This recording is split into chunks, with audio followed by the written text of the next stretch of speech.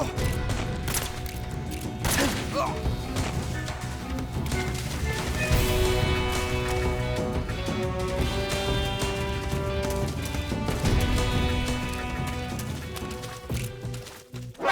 see him.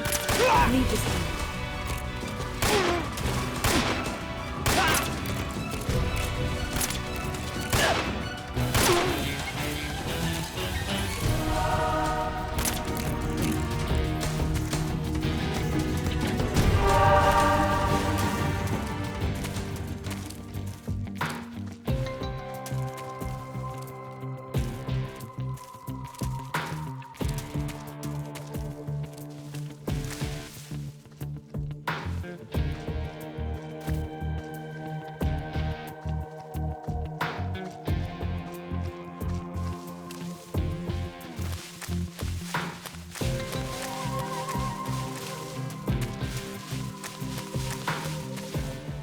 He must still be in this. Fine.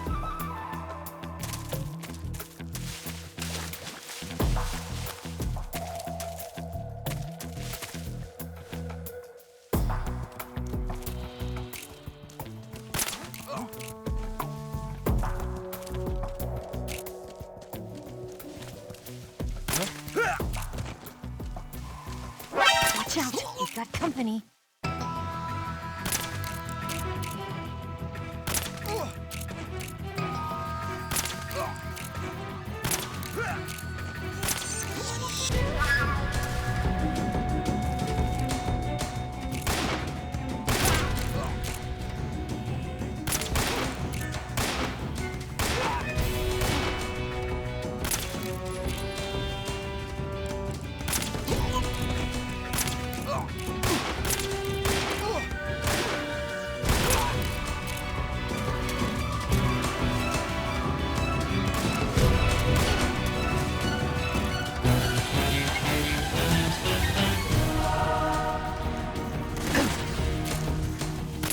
I'll take it.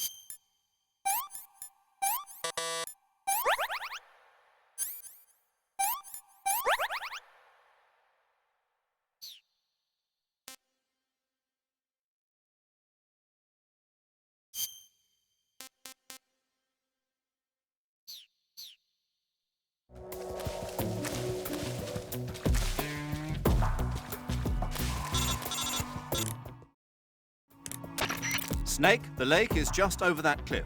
Eva should be able to climb it if you help her. Keep her close to you.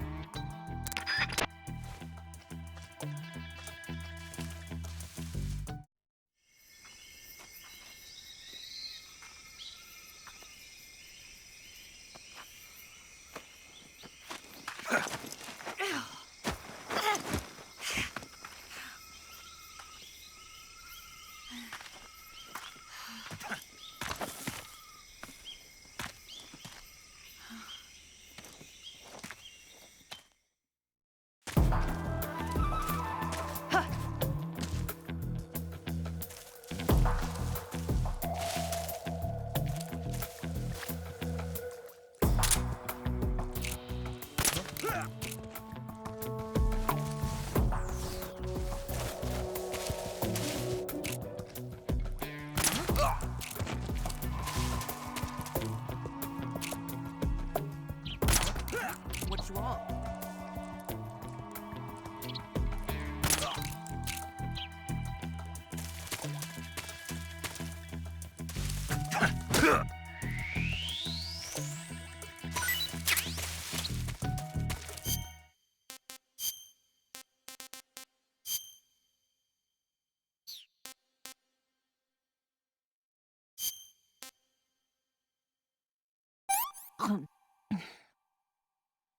Can I have seconds?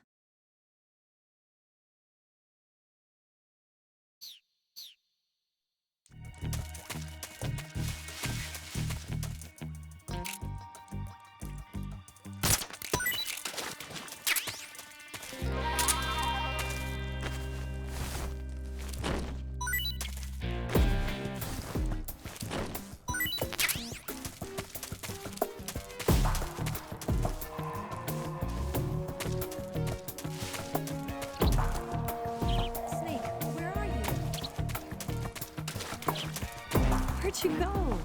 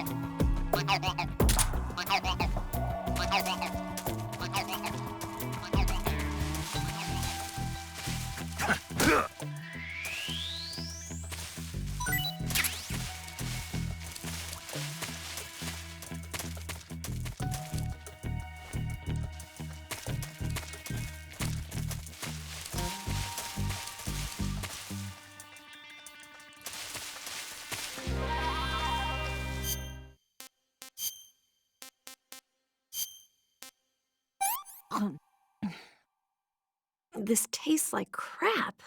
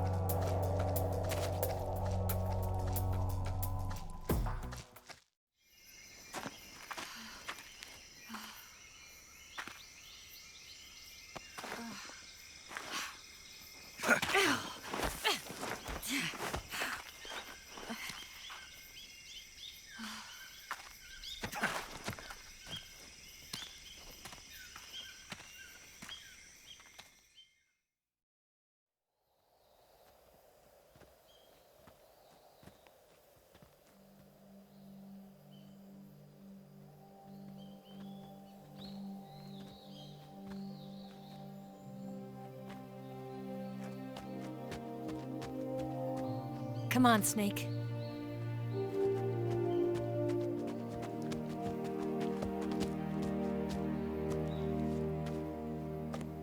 We made it.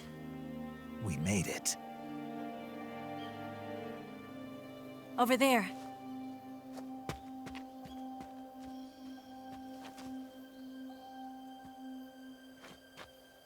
It's the boss, isn't it? I'll go get the wig ready to take off. Right. I'll leave you two alone. But come back in one piece, okay?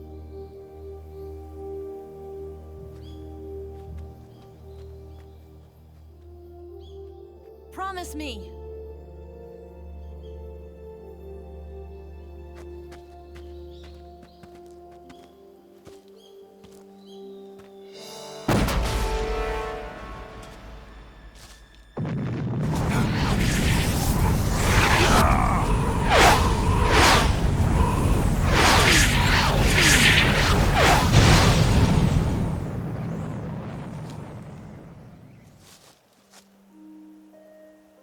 Life's end. Isn't it beautiful? It's almost tragic. When life ends, it gives off a final lingering aroma. Light is but a farewell gift from the darkness to those on their way to die. I've been waiting, Snake, for a long time. Waiting for your birth, your growth, and the finality of today. Boss. Why are you doing this? Why? To make the world one again. The world used to be whole. But with the end of the Second World War, the philosophers began to fight amongst themselves, and the world was torn apart. The Cobras, my comrades who trained and fought alongside me, were torn apart as well. The foibles of politics and the march of time can turn friends into enemies just as easily as the wind changes. Ridiculous, isn't it? Yesterday's ally becomes today's opposition. And this Cold War?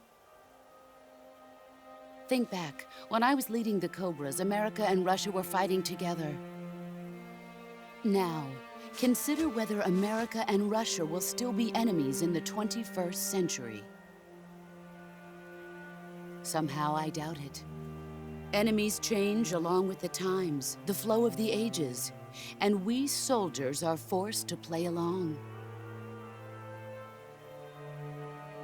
I didn't raise you and shape you into the man you are today just so we could face each other in battle. A soldier's skills aren't meant to be used to hurt friends. So then what is an enemy?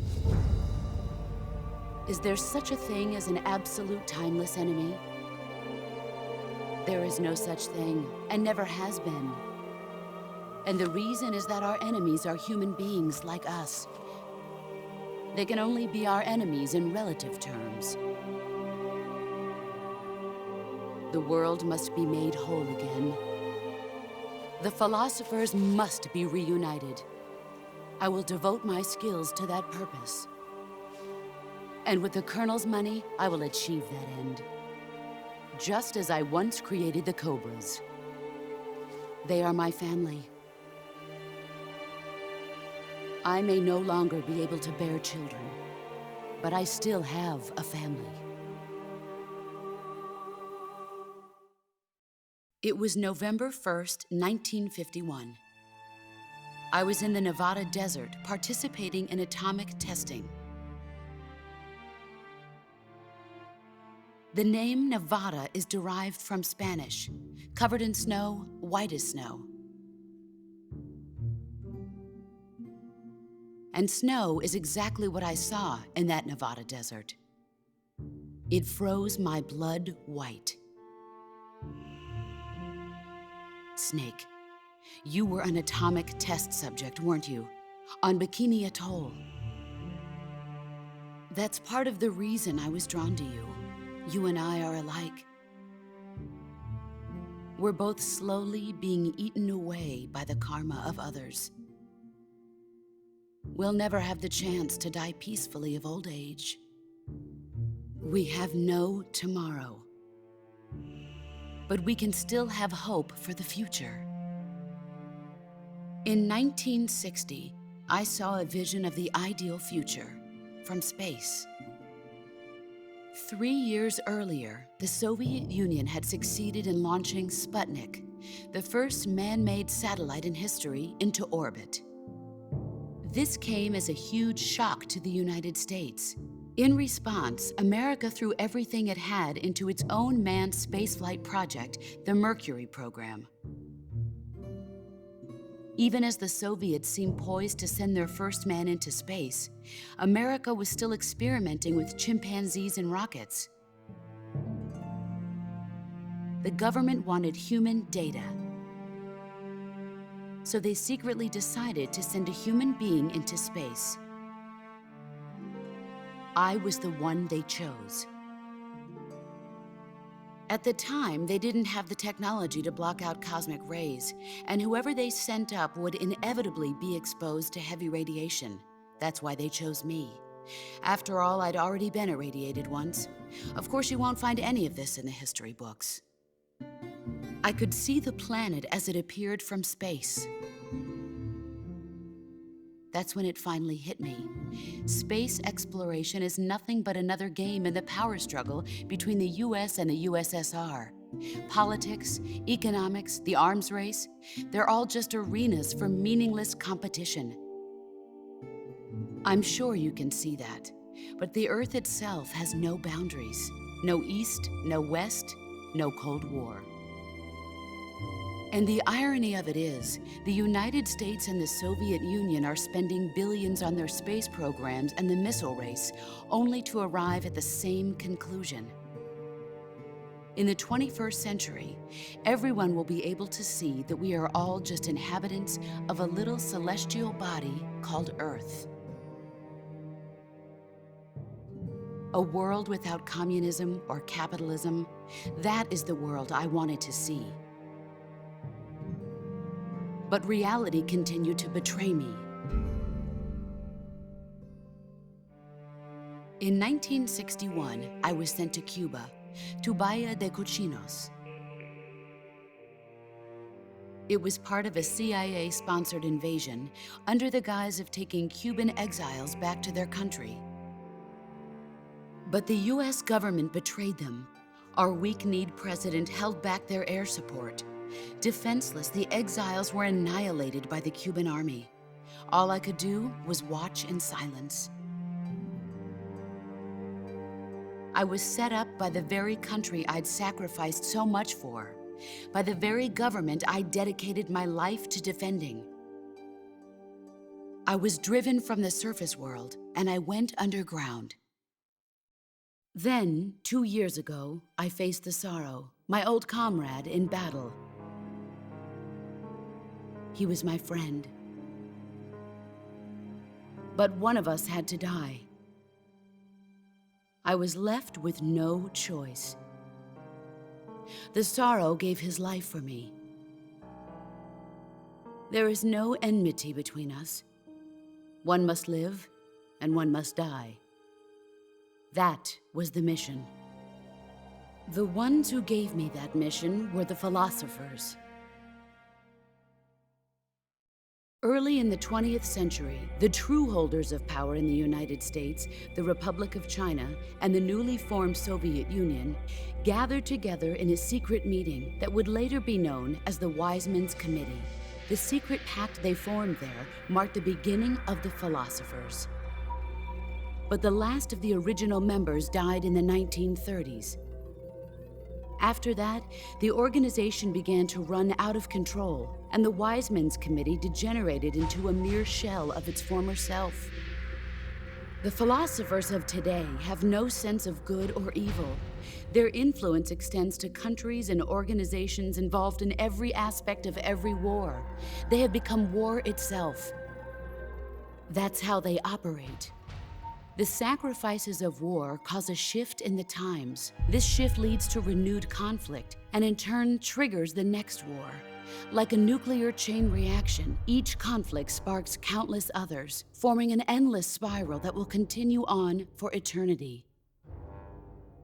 Do you understand what I'm saying, Snake? By consuming me and you, the philosophers intend to keep that cycle going forever. It was my father who explained all of this to me. He was one of them. You see, I am the last remaining child of the philosophers. But after he revealed the truth, my father was killed by that same shapeless, formless organization. And my father isn't the only thing the philosophers have taken from me. In June of 1944, the Cobras and I took part in the landing at Normandy. We'd been given a top-secret mission to locate and destroy enemy V-2 rocket installations. I was pregnant at the time. The sorrow was the father. I gave birth on the field of battle. A beautiful baby boy. But my child was snatched away from me by the philosophers.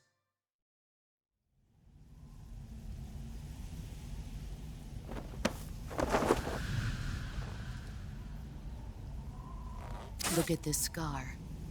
This is proof that I was once a mother. I gave up my body and my child for my country. There is nothing left inside me now. Nothing at all. No hatred, not even regret. And yet sometimes at night, I can still feel the pain creeping up inside me, slithering through my body like a snake.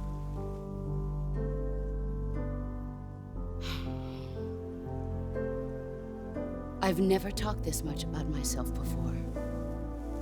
Thanks. Thanks for listening to me.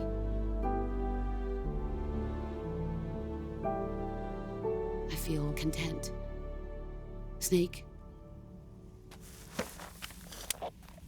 commence the operation. I raised you. I loved you. I've given you weapons, taught you techniques, endowed you with knowledge. There is nothing more for me to give you. All that's left for you to take is my life, by your own hand. One must die, and one must live. No victory, no defeat. The survivor will carry on the fight. It is our destiny. The one who survives will inherit the title of boss. And the one who inherits the title of boss will face an existence of endless battle. I'll give you 10 minutes. In 10 minutes, MiGs will come and bomb the hell out of this place. If you can beat me in less than 10 minutes, you'll be able to escape in time. Let's make this the greatest 10 minutes of our lives, Jack. Boss. You're a soldier. Finish your mission. Prove your loyalty. Face me. Let's see what you're made of.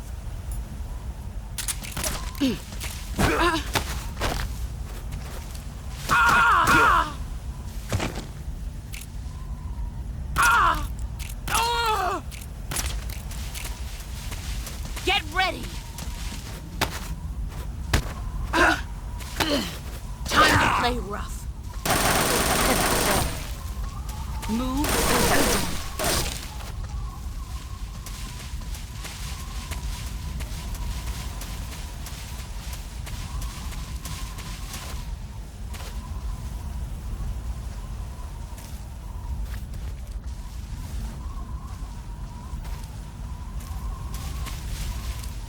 Where are you?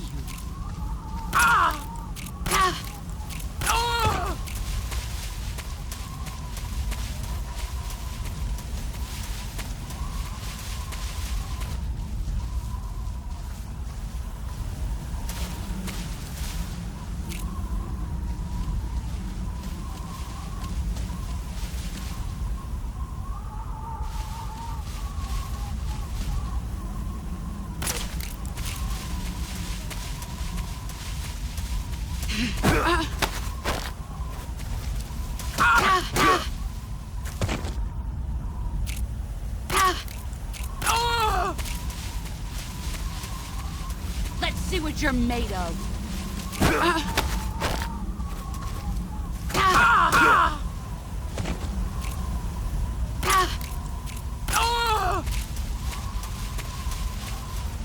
You've gotten stronger.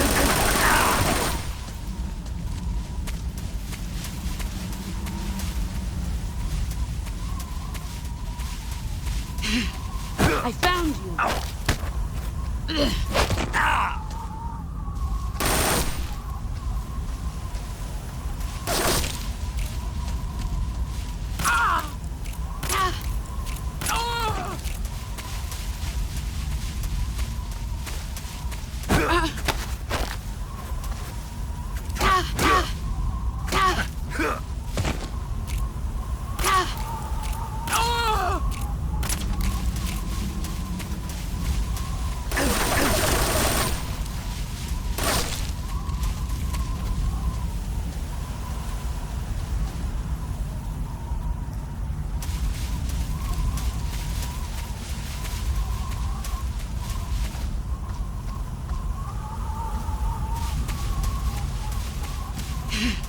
Here I come!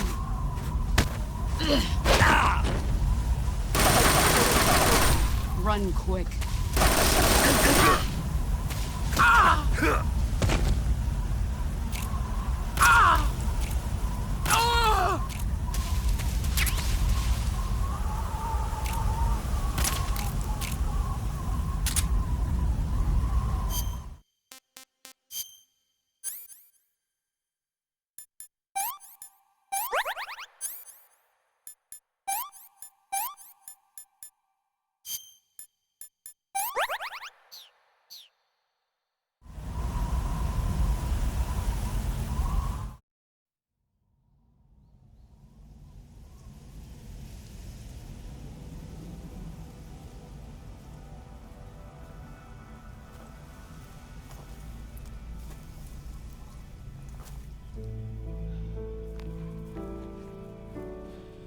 Take this. Keep it safe.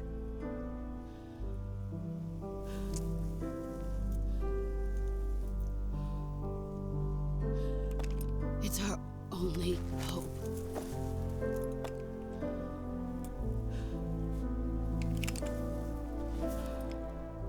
A patriot? Why are you giving me this? Jack. Or should I say, Snake? You're a wonderful man. Kill me. Kill me now. Do it.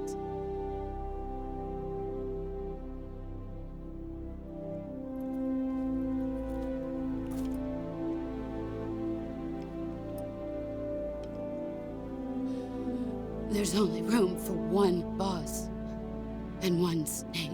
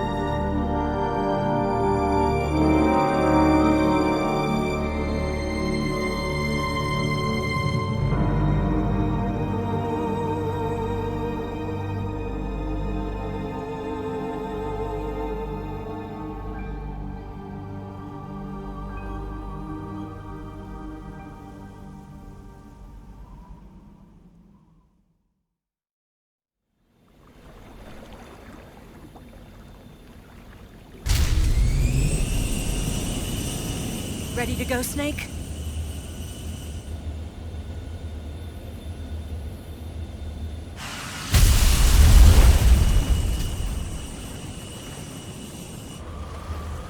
Are you okay? Snake? Yeah.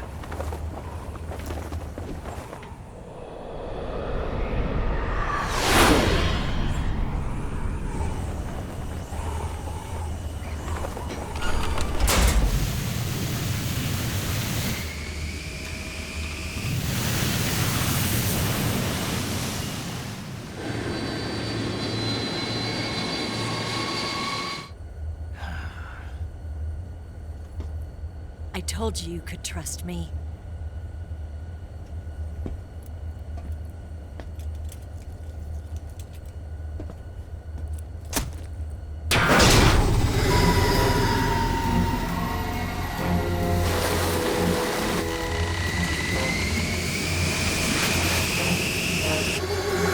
Snake!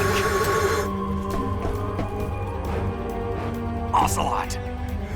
We're not done yet.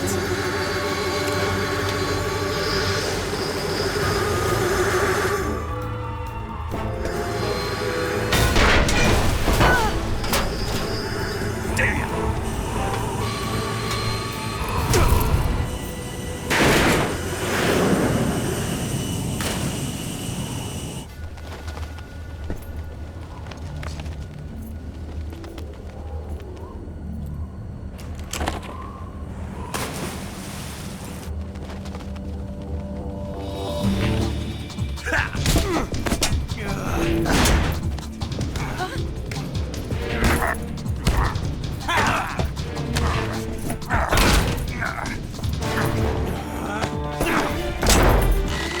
Too heavy!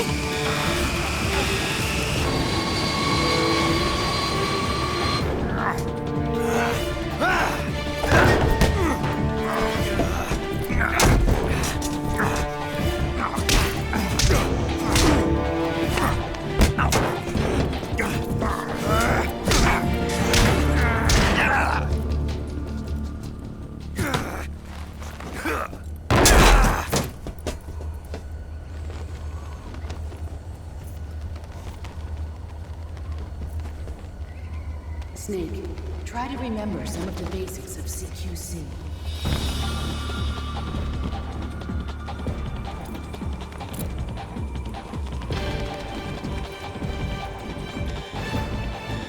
Not good!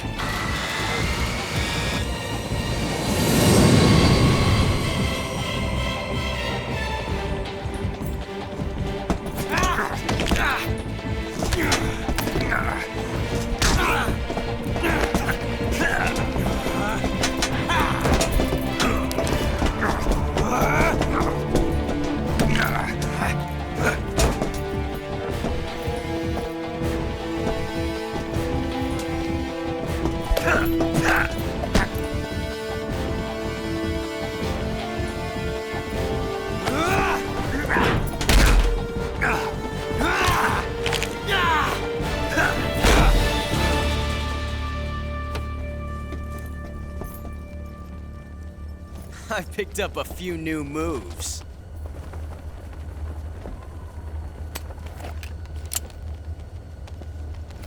Huh. It doesn't feel right to shoot an unarmed man. But I'll get over it. Eva!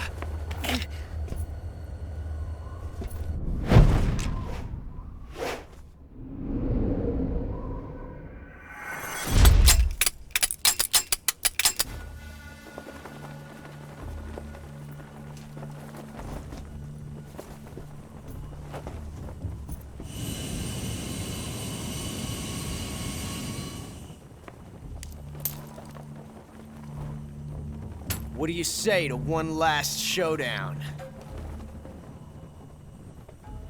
Yeah, all right.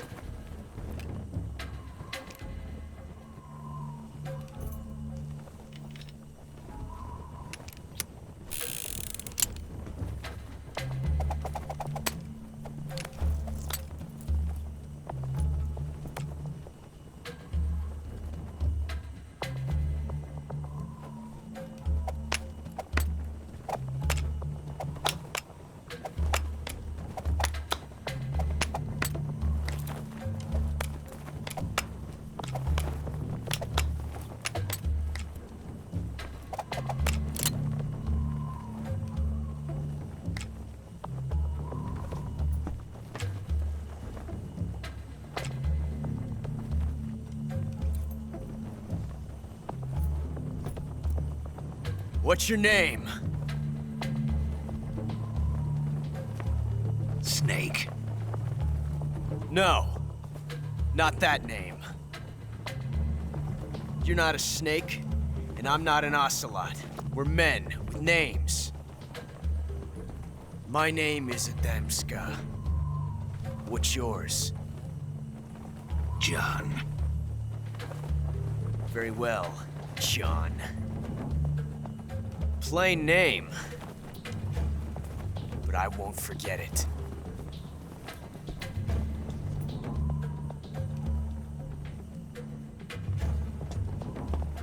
Come on!